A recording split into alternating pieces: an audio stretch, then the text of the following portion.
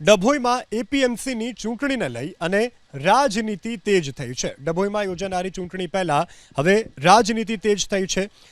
વડોદરાના ડભોઈની એપીએમસીની ચૂંટણીને લઈ અને હાલ રાજનીતિ ચરમસીમા પર જોવા મળી રહી છે। કાયાવરોહણ જિલ્લા પંચાયતના સ્નેહમિલન કાર્યક્રમમાં કોંગ્રેસના 70થી વધુ આગેવાનો અને કાર્યકર્તાઓએ પંજાનો સાથ છોડી ભાજપનો ખેસ ધારણ કર્યો।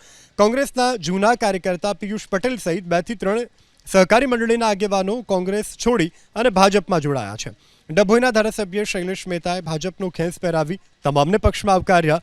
સ્નેહમિલન કાર્યક્રમમાં ધારાસભ્ય શૈલેષ મહેતાએ ડભોઈ એપીએમસીમાં ભાજપનો ભગવો લહેરાવવાનો દાવો કર્યો।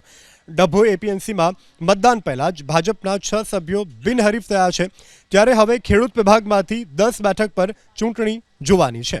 શૈલેષ મહેતાએ દાવો કર્યો કે ડભોઈની રાજનીતિમાં 2 ચાણક્ય છે, એક દિલીપ પટેલ અને બીજા અતુલ પટેલ। બંને સાથે હું ધારાસભ્ય તરીકે ઊભો હોય ત્યારે ભાજપના ઉમેદવારો સામે ઉભેલા એક પણ ઉમેદવાર જીતી શકે તેવી સ્થિતિમાં નથી, તો વિરોધ પક્ષના ઉમેદવારો પાસે તો મત આપવાનો પણ અધિકાર નથી તેવી વાત કરી।